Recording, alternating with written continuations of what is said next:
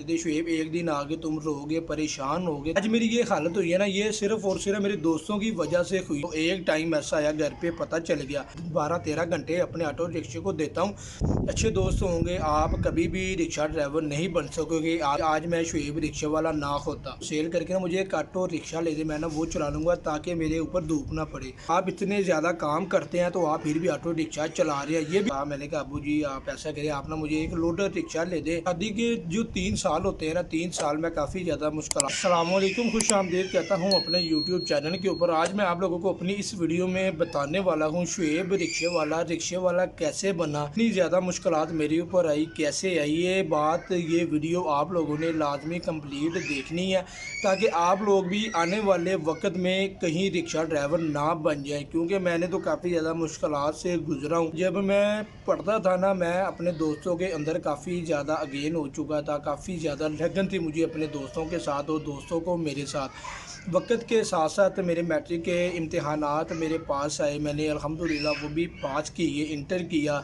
तो उसके बाद जो मेरे दोस्त थे ना, वो स्कूल से भागा करते थे, मैं भी उनके साथ स्कूल से भाग जाता था। तो एक टाइम ऐसा आया घर पे पता चल गया, माँ बाप के जो भी इख्तियारात होते हैं वो सब उन्होंने मेरे ऊपर आजमाए, लेकिन मेरे ऊपर उन्होंने पैसे भी इन्वेस्ट किए। वो मुझे हर टाइम समझाते रहते थे, शुएब एक दिन आगे तुम रोगे परेशान होगे, तुम कोई काम नहीं कर रहे, तुम पढ़ नहीं रहे। मैं जब मेडिकल कर रहा था ना, मेरे 2018 के अंदर मैं मेडिकल कर रहा था। मेडिकल जब मेरा कंप्लीट अभी हुआ नहीं था, मैंने शादी की जिद डाल दी, तो मेरे वालिदैन ने मेरी शादी भी कर दी।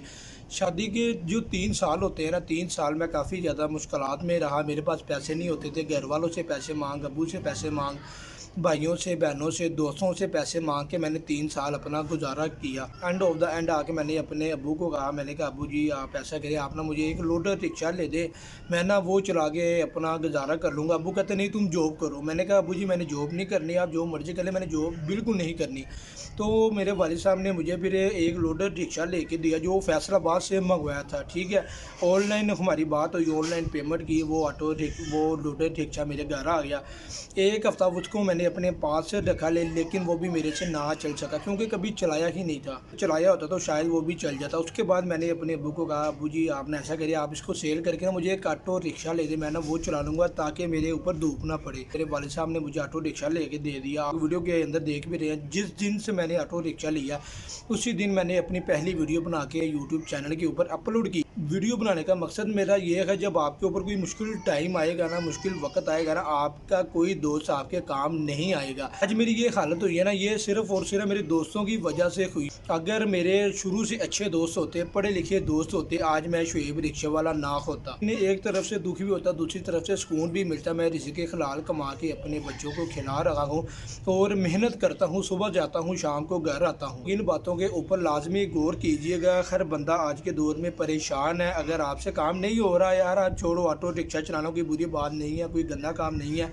इसके ऊपर क्या ज़्यादा से ज़्यादा जलालत होती है। जलालत के अंदर अगर आप रात को 2-3 हज़ार रुपया अर्न करके अपने घर आ जाते हो ना, इससे बड़ी कोई मौज नहीं है, कोई भी मौज नहीं है। अगर आप किसी के पास जॉब करते हो ना, वो डेली का आपको 700-800 हज़ार रुपया आपको वो देता है, जो वो भी आपको पैसे महीने के एंड पे मिलते हैं। क्यों, तो पता है मेरे साथ क्या मामला पेश आए हैं, आपको भी पता होगा आपके साथ क्या मामला पेश आ रहे हैं। दोस्त बनाओ तो अच्छे बनाओ, अगर दोस्त नहीं बनाने तो बेशक ना बनाओ।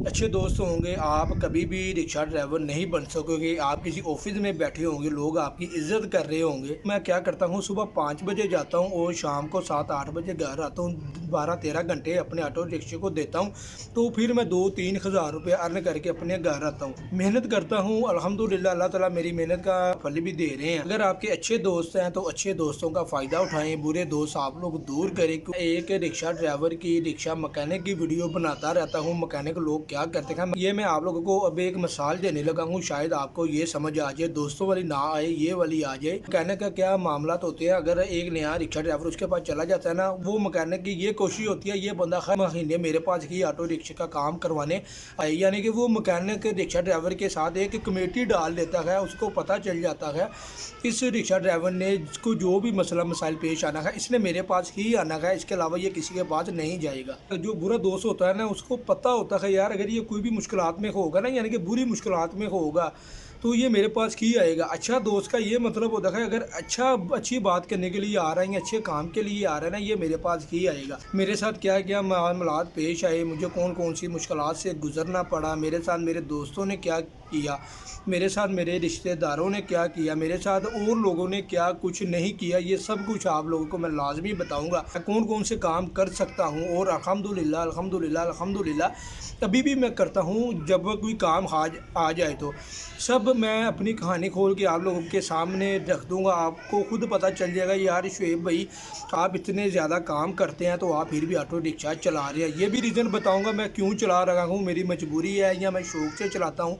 जो भी मामला तो होंगे, उससे पहले आप लोग ये वाली वीडियो को उन लोगों को सेंड करें जिनके बुरे दोस्त हैं।